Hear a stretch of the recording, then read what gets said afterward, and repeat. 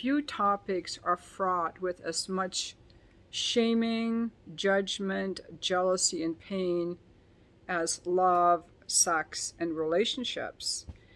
And, it's almost like there is no good way about it. If you're a single person, half of Americans are single now. So, what are the options for us as single people?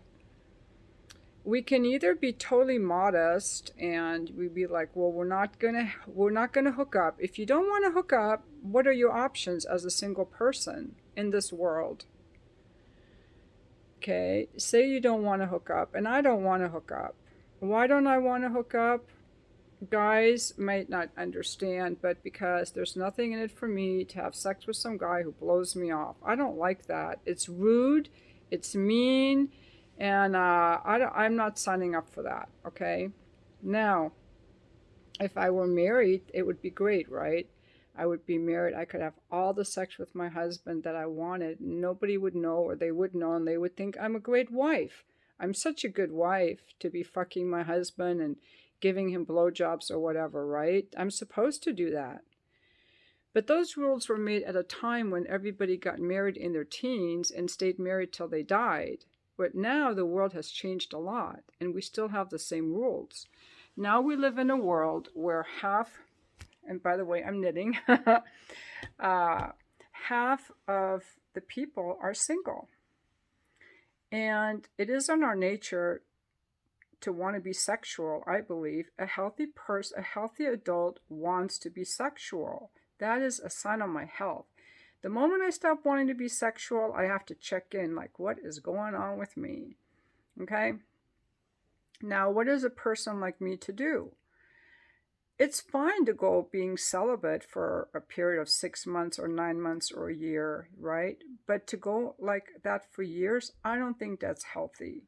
It's not healthy and it's not normal. And we weren't made that way, and I don't think that we thrive that way. I think that people thrive through a lot of things in their life, and part of it is through their sexuality and having sex with someone. That is part of human connection and thriving, in my opinion. So, what are the options for someone like me, or those of you watching who are single, or maybe you're married and you're not having sex with your spouse?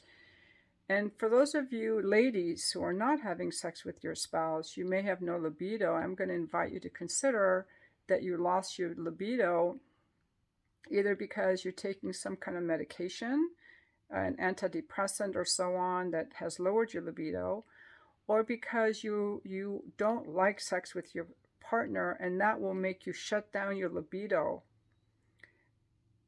unconsciously shut it off. Or there has been a health issue, but I'm way past menopause and I still have a libido. I don't buy the fact that menopause makes women lose their libido. I don't buy it.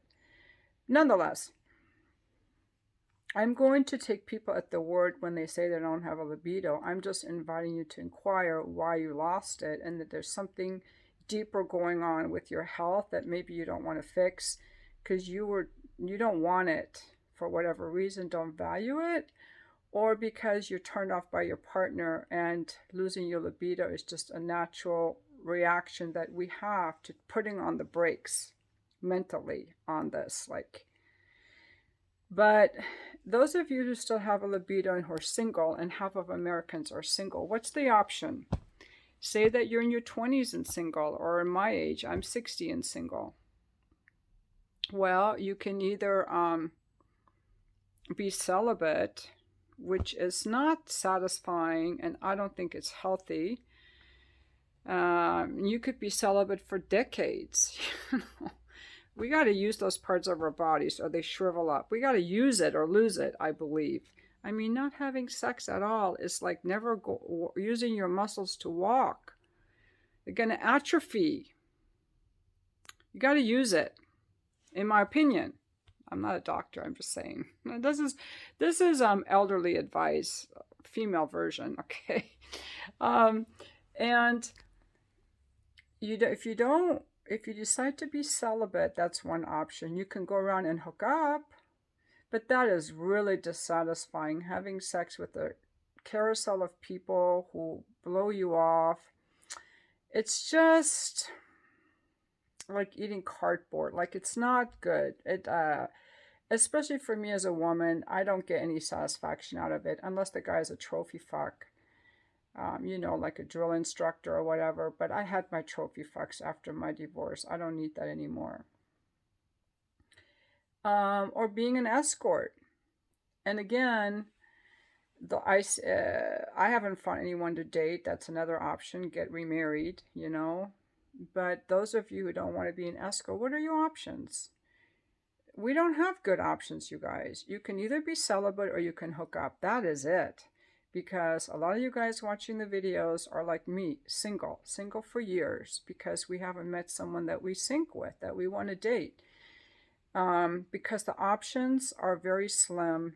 There are very few people that are fit, mentally, emotionally, and physically healthy. I think the options are slim. People are more selective, and the good people are taken. So what are the options to be sexually active? I think that they're not good. And to me, one of the joys in life is being in my body, whether I'm working out or, I'm ironing or I'm having sex. Sex to me is a very physical activity because I don't just lay there. I like to use my body and move around and see myself in the mirror. So there are many aspects to it. Feeling desired, giving someone pleasure. There are many different aspects to it. And in a relationship, the additional aspect of building closeness and intimacy and vulnerability and connection, which, I don't get to experience that part. But then again, the other aspects of my sexuality are, like I wrote in my book, I'm not just going to sit around and twiddle my thumb waiting for Mr. Right to come along. So all these guys who are worried about a high body count, just move on along, because if I was waiting around to share my sexuality for some guy and keep my body count low for some Mr. Right to come along, I would have missed out on a lot of money, on a lot of opportunities, and a lot of self-growth. The options really are shut down your sexuality and do nothing with it, keep it alive and be frustrated, or do something with it.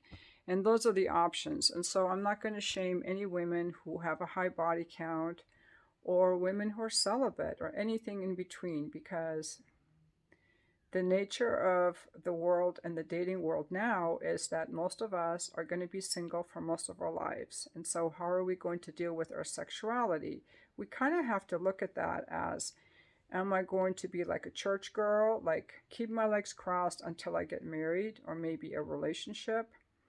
Am I going to just, hook up whenever I feel horny, find some guy, have a friends with benefits, or anything in between?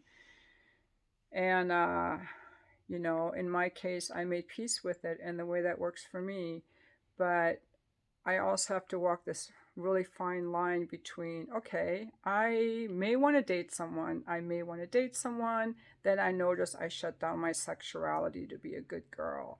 Versus, you know what, I'm good alone. I don't want to date. And then my sexuality really flourishes, because the moment I start thinking about dating, I start trapping myself into, what is this unacceptable part of me? I will tell you this, I do not hook up. There's nothing in it for me. So my sexuality can flourish in the spaces where people appreciate it, and that's what I'm going to do. That's kind of the direction I'm going in. It's like, it's going to flourish in the space where it's respected and appreciated. And,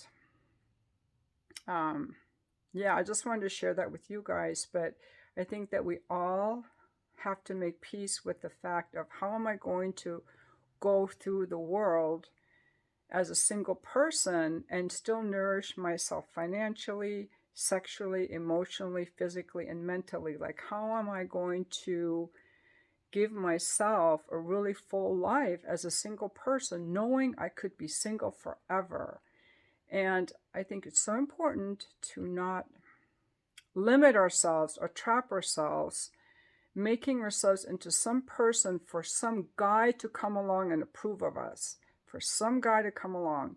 It could be in the area of sexuality, but it could be in any other area as well. Like, What is the life that you want to live for yourself, knowing that you could be single forever? You know? And one thing I've started doing more lately is doing more like homemaker type stuff, which I love. Like, I pretty much think of myself as, you know, the mom, the stay-at-home mom. Except I don't have a husband and kids anymore. You know, I have like this beautiful patio out here full of flowers and jasmine. I sit in the morning and I'm doing my knitting, and I'm going to be doing ribbing, a scarf with ribbing. So I just did my first row for the ribbing. I'll let's see if it goes well enough to keep sharing more with you, and doing some cooking. And I don't know, I just like being home. Someone the other day asked me, what do you like to do? I'm like, I like to work out and I like to be home. Like, I'm just a homebody, you know? And yeah. I think that when it comes to sexuality, I think it's really important to have good boundaries and standards around it. To not be messy with it, messy being like no condoms, that would be messy, you know, be responsible and have some good boundaries around who has access to me, in which way they have access, and how I want to be appreciated. Because men get a lot more out of sex than women do, I will tell you that. Men get a lot more out of sex than women do. And so I really am a big believer that for us to have sex with a man, that they have to earn it in some way, through a relationship or some form of gifting or appreciation, because they will do that, because it is worth a lot more to them. And whenever a woman makes it too easy, they disrespect us for that. I've had experiences with women that were very easy, and I disrespected them. Just so you know, you shouldn't make yourself too easy for a guy. I get that you want his affection and you want his love, but just realize that he will disrespect you and look down on you if you make it too easy and have no standards or boundaries. And I'm pretty easy with guys, but having a standard and a boundary around appreciation, if you know what I mean, a gifting, is also a boundary that they will respect. Yeah. Thank you for watching my video.